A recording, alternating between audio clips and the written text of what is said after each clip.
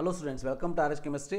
So K E ಅವರ ಕಡೆಯಿಂದ ಬಂದಿರುವಂಥ ಒಂದು ನೋಟಿಫಿಕೇಷನ್ ಅಂತಂದರೆ, ನಿನ್ನೆ ಪ್ರೆಸ್ ನೋಟಲ್ಲಿ ಈ ಒಂದು ಕೆ ಇಯ ಕಾರ್ಯನಿರ್ವಾಹಕ ನಿರ್ದೇಶಕರಾಗಿರುವಂಥ ಎಚ್ ಪ್ರಸನ್ನ ಸರ್ ಅವರು ಹೇಳಿರೋದು ಏನಂತಂದರೆ, ಸೊ ಈ ಒಂದು ಮೆಡಿಕಲ್ ಇರ್ಬೋದು, ಡೆಂಟಲ್ ಇರ್ಬೋದು, ಆಯುಷ್ ಇರ್ಬೋದು, ಅಥವಾ UGCET ಇರ್ಬೋದು, ಸೊ ಇವೆಲ್ಲರೂ ಏನು ಎಕ್ಸಾಮಿನೇಷನ್ ನೀಟ್ ಎಕ್ಸಾಮಿನೇಷನನ್ನು ಬರೆದಿದ್ದಾರೆ, ಸೊ ಅವರಿಗೆ ಈ ಒಂದು ಕೆ ಇ ಎಯಲ್ಲಿ ಆ ಒಂದು ಮಾರ್ಕ್ಸನ್ನು, ರೋಲ್ ನಂಬರನ್ನು ಎಂಟ್ರಿ ಮಾಡೋದಕ್ಕೆ ಒಂದು ಟೈಮನ್ನು ಕೊಡ್ತಾರೆ, ಒಂದು ಲಿಂಕನ್ನು ಆದಷ್ಟು ಬೇಗ ಕೊಡ್ತೀನಿ ಅಂತ ಹೇಳಿದ್ದಾರೆ. ಸೊ ಅದು ಫಸ್ಟು. ಎರಡನೇದಾಗಿ, ನೀವು ಏನು ಡಾಕ್ಯುಮೆಂಟ್ಸನ್ನು ಅಪ್ಲೋಡ್ ಮಾಡಿದ್ದೀರಿ ಕೆ ಇ ಎ ಅಪ್ಲಿಕೇಶನಲ್ಲಿ, ಅದನ್ನು ಆಲ್ರೆಡಿ ಈಗ ವೆಬ್ ಸರ್ವಿಸ್ ಮೂಲಕ BEO ಹತ್ರ ಬಂದಿದೆ, ಅವರೆಲ್ಲ ವೆರಿಫೈ ಮಾಡ್ತಾ ಇದ್ದಾರೆ.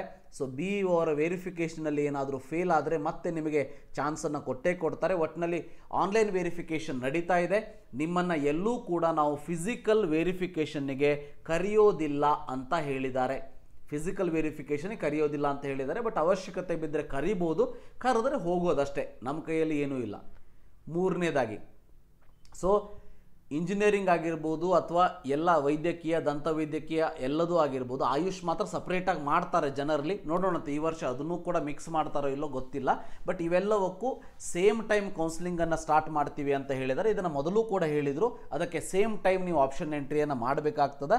ಬಟ್ ಅದಕ್ಕೆ ಇನ್ನೂ ಕೂಡ ಟೈಮ್ ಇದೆ. ಯಾಕಂತಂದರೆ ಮೊದಲು ಸೀಟ್ ಮೆಟ್ರಿಕ್ಸನ್ನು ಕೊಡಬೇಕು, ಸೀಟ್ ಮೆಟ್ರಿಕ್ಸ್ ಬಳಿಕ ವೇಳಾಪಟ್ಟಿಯನ್ನು ಕೊಡಬೇಕು, ಸೊ ಅಂದರೆ ಶೆಡ್ಯೂಲನ್ನು ಕೊಡಬೇಕು, ಇವೆಲ್ಲ ಇದೆ. ಬಟ್ ಅದಕ್ಕಿಂತ ಮುಂಚೆ ಯಾರ್ಯಾರು ನೀಟ್ ಫಾರ್ಮನ್ನು, ಅಂದರೆ KEAಯಲ್ಲಿ KCET ಫಾರ್ಮನ್ನು ಫಿಲ್ಲೇ ಮಾಡಿಲ್ಲ ಅಂಥವರಿಗೆ 3 ದಿನಗಳ ಅವಕಾಶವನ್ನು ಮಾಡಿ ಕೊಡಬೇಕಾಗ್ತದೆ.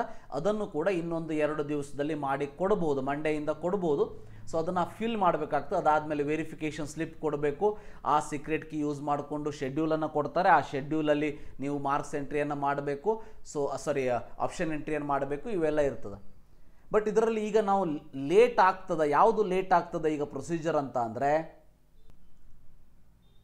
ಈ ಒಂದು ಪ್ರೊಸೀಜರ್ ಲೇಟ್ ಆಗಬಹುದು. ಯಾಕೆ ಅಂತ ಅಂದರೆ, ಆಲ್ರೆಡಿ ನಾನು ಹಿಂದಿನ ವಿಡಿಯೋದಲ್ಲಿ ಹೇಳಿರೋ ಹಾಗೆ ಕೋಲ್ಕತ್ತಾ ಕೋರ್ಟಿಂದ NTA ಮೆಸೇಜ್ ಹೋಗಿದೆ. ಸೊ ನೀವು ಯಾವುದೇ ಕಾರಣಕ್ಕೂ ರಿಸಲ್ಟನ್ನು ನಮ್ಮ ಆರ್ಡರ್ ಬರೋ ತನಕ ಮುಂದುವರಿಸಬಾರ್ದು ಅಂತೇಳಿ. ಅಂದರೆ ಫಸ್ಟ್ ಪ್ರೊಸೀಜರ್ ಹೇಗಿರ್ತದೆ ಇದನ್ನು ಅರ್ಥ ಮಾಡ್ಕೊಳ್ಳಿ.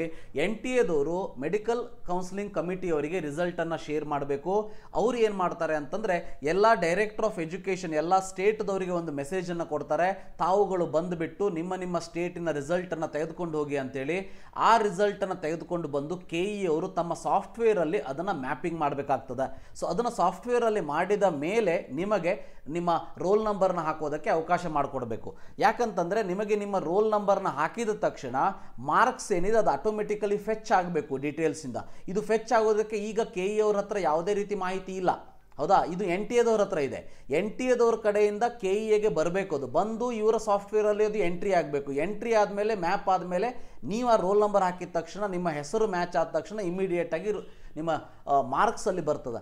ಈ ಪ್ರೊಸೀಜರ್ ಆಗಬೇಕು. ಬಟ್ ಮೇಲ್ಗಡೆ ರಿಸಲ್ಟ್ ಏನಿದೆ ಅದು ಶೇರ್ ಆಗಬಾರ್ದು, ಎಲ್ಲೂ ಕೂಡ ಮುಂದುವರಿಸಬಾರ್ದು ಅಂತ ಹೇಳಿದ್ದಾರೆ. ಅದಕ್ಕೋಸ್ಕರ NTA ರಿಸಲ್ಟನ್ನು ಇಷ್ಟು ಬೇಗ ಶೇರ್ ಮಾಡೋ ಹಾಗೆ ಬರೋದಿಲ್ಲ.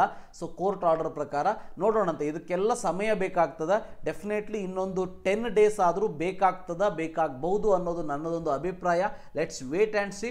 ಇದಿಷ್ಟು ಇವತ್ತಿನ ಒಂದು ಪೇಪರ್ಲಿ ಬಂದಿರುವಂಥ notification. So thank you for watching. Have a nice day.